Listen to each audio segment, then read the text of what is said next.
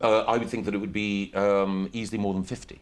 But you don't know the figure? No. I can see that if companies were made responsible for 100% of the cost of recycling their plastic packaging, that would really focus their minds. The big question here is, has the Secretary of State got his head around it?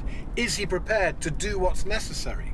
This is just a tiny sample of plastic waste that I found in Malaysia from the UK.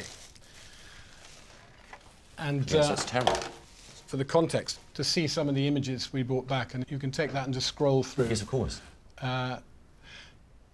These sites are generally illegal. On many of them, there's very little indication that any of the material will be ever recycled.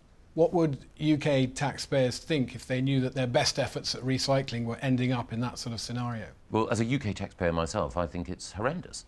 And I think that's why we need change. Companies, retailers who produce a lot of plastic waste and packaging are paying 10% of the cost of clearing up and recycling.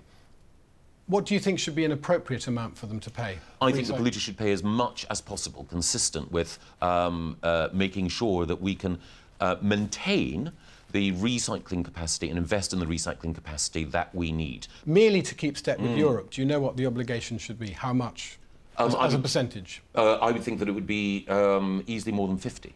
But you don't know the figure? No. I mean, you've hazarded a slightly random 50% above 50%. As a bit of a hedging of bets. Yes. Were we to continue in Europe, there would be an obligation to pay 80%.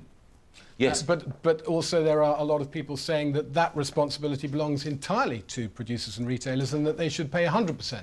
I absolutely accept the case, and I think they should significantly... You accept the case for 100%? I accept the case that they should pay more. Absolutely. I want to make sure that industry, on the principle that the polluter should pay, takes a heavier share of the responsibility for making sure that we deal with this material. Heavier would be 12% at the moment, wouldn't it? Yes, but not massive improvement.